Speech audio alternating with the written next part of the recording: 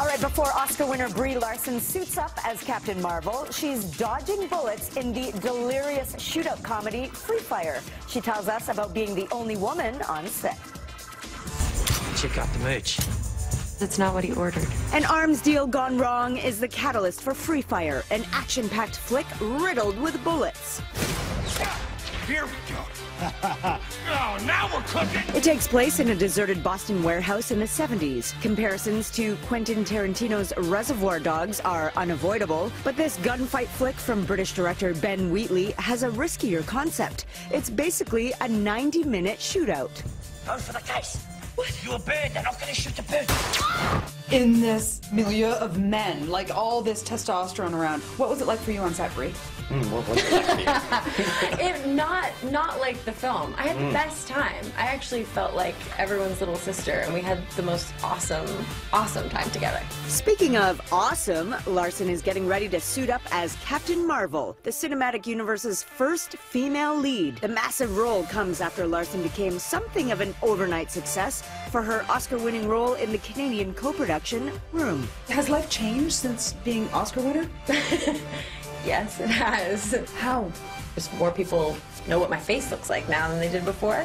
I'm a superhero now, so that's different.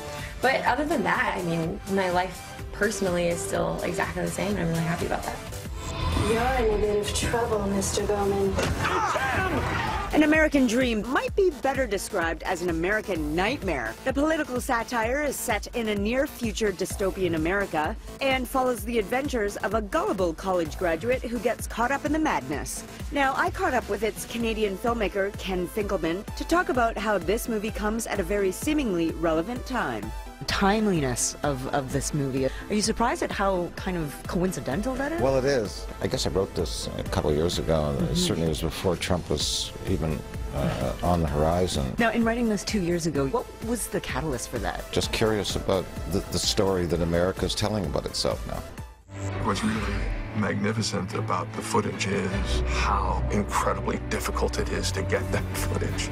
I'm hoping that people walk away from these films fully understanding how they actually fit within the world as well. Awe-inspiring and awe-inspiring moments of intimacy, thrilling confrontations, and some truly breathtaking visuals make up Born in China, the 7th documentary from Disney Nature. John Krasinski narrates the tour of the remote regions of the Middle Kingdom, but the principal cast members are actually 3 iconic rare species: golden snub-nosed monkeys, pandas, and snow leopards.